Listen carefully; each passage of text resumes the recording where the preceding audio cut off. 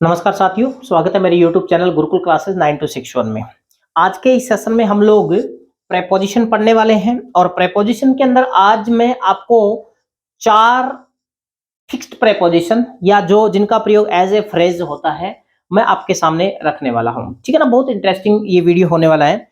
आपके पास जो fix preposition जिसके बारे में मैं चर्चा कर रहा हूं, वो मैंने यहां पर आपके सामने लिखी है। एक तो है अप्लाई फॉर और एक मैंने लिखी है अप्लाई टू। ठीक है ना, आपके पास जो वाक्य दिया हुआ होगा उस वाक्य में क्या दिया होगा, खाली जगह के ठीक पहले अप्लाई शब्द दिया हुआ मिलेगा। ठीक है, अब रिक्त स्थान के अंदर निश्चिंत होके हम क्या करेंगे, या तो उसमें फॉर का प्रयोग करेंगे या टू का प्रयोग करेंगे। अप्लाई का मतलब होता है आवेदन करना। ठीक है ना, आवेदन करना। तो फॉर का प्रयोग कब करेंगे और टू का प्रयोग कब करेंगे, आपको पूरा वाक्य पढ़ना पड़ेगा। यदि वाक्य में आप किसी व्यक्ति को प्रार्थना पत्र दे रहे हैं, आप किसी व्यक्ति को प्रार्थना पत्र दे रहे हैं, तो किसका प्रयोग होगा, अप्लाइड टू। और यदि आप किसी भी चीज के लिए प्रार्थना के लिए प्रार्थना पत्र यदि आप दे रहे हो, ठीक है ना, जैसे उदाहरण के तौर पर छुट्टी के लिए, तो फिर आपको अप्लाई फॉर करना है। समझाइए ये बात है, के लिए अगर प्रार्थना पत्र दिया जा रहा है तो अप्लाई फॉर होगा, और अगर अप्लाई आप किसी व्यक्ति को कर रहे हैं तो टू का प्रयोग होगा। जैसे उदाहरण के तौर पर मान लीजिए आपके पास वाक्य दिया हुआ है, सोहन अप्लाइड ए जॉब। दूसरा वाक्य, Sohan applied to the manager. समझाइए बात है। अब देखिए कि सोहन ने जॉब के लिए अप्लाई किया तो किसका प्रयोग होगा, फॉर का।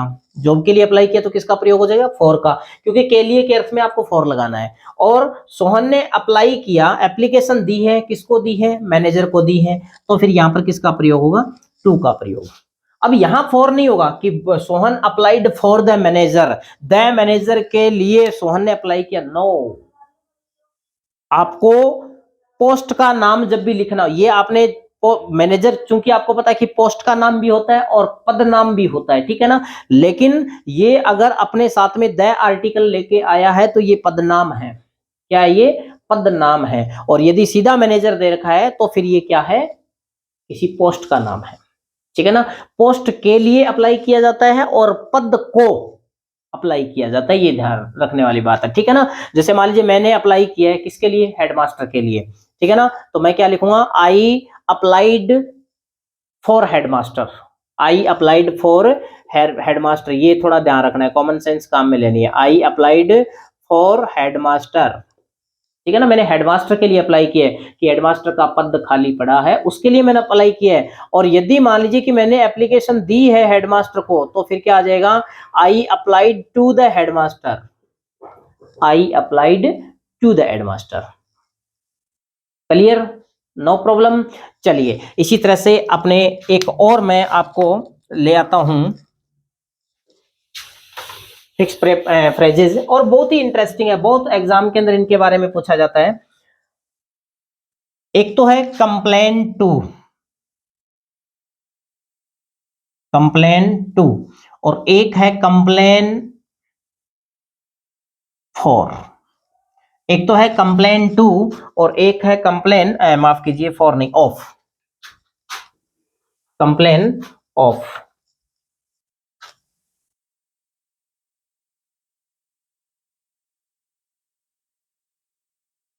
और एक और लिख देता हूं मैं, वो है कंप्लेन अगेंस्ट। ये लीजिए साहब। अब किसका प्रयोग कैसे होगा वो मैं आपको बता देता हूं। देखिए, यदि आप किसी व्यक्ति को कंप्लेन कर रहे हैं, किसी व्यक्ति को कंप्लेन कर रहे हैं, तो किसका प्रयोग होगा, टू का। मैं आपकी शिकायत प्रिंसिपल से करूंगा, I shall complain to, I shall complain yours या I shall complain to the principal, मैं प्रिंसिपल से शिकायत करूंगा, ठीक है ना। तो आप किसी व्यक्ति से यदि शिकायत कर रहे हैं तो कंप्लेन के बाद किसका प्रयोग होगा, टू का प्रयोग होगा, ठीक है। और यदि आपको मान लीजिए किसी चीज का पेन हो, दर्द हो, उसकी यदि अपने को शिकायत करनी हो तो किसका प्रयोग होगा, ऑफ का। जैसे उदाहरण, ये तो मैंने यहां पर लिख दिया, आई कंप्लेंट टू द हेडमास्टर, ठीक है ना। इसमें तो आपने हेडमास्टर को कंप्लेन किया, इसलिए किसका प्रयोग हो गया, टू का प्रयोग हो गया। अब यदि मान लीजिए कि आपको कंप्लेन करनी है सरदर्द की, आपको कंप्लेन किसकी करनी है, सरदर्द की करनी है, ठीक है ना। तो आप सीधा वाक्य लिख सकते हैं, द स्टूडेंट्स आर कंप्लेनिंग, खाली जगह, हेडेक।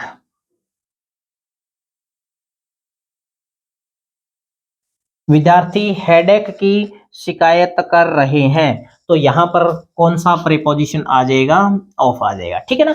किसी व्यक्ति से कंप्लेन करनी हो तो टू, और यदि आप किसी दुख दर्द की कंप्लेन कर रहे हो तो फिर किसका प्रयोग होगा, ऑफ का प्रयोग होगा। अगेंस्ट का मतलब, अगेंस्ट का मतलब आप किसी के अपोज, किसी के विरुद्ध में कंप्लेन कर रहे हैं, किसी के विरुद्ध में आप कंप्लेन कर रहे हैं। जैसे उदाहरण के तौर पर मान लीजिए आपके पास वाक्य दिया हुआ है कि राइट ए लेटर कंप्लेनिंग, खाली जगह, the इनसैनिटरी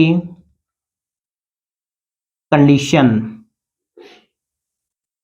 इनसैनिटरी condition of your area, locality, classroom, कुछ भी हो सकता है, ठीक है ना। अब देखिए यहां कंप्लेन के बाद न तो हम ऑफ का प्रयोग कर सकते हैं और नहीं हम टू का प्रयोग कर सकते हैं। यहां किसका प्रयोग होगा, यहां होगा अगेंस्ट का प्रयोग। समझा ये बात। आप किसी के विरुद्ध, किसी चीज के विरुद्ध आपकी शिकायत है, उसके विरुद्ध आप शिकायत कर रहे हैं, और वो जिस चीज के विरुद्ध आप शिकायत कर रहे हैं वो खाली जगह के तुरंत बाद आ गई तो फिर अगेंस्ट का प्रयोग होगा।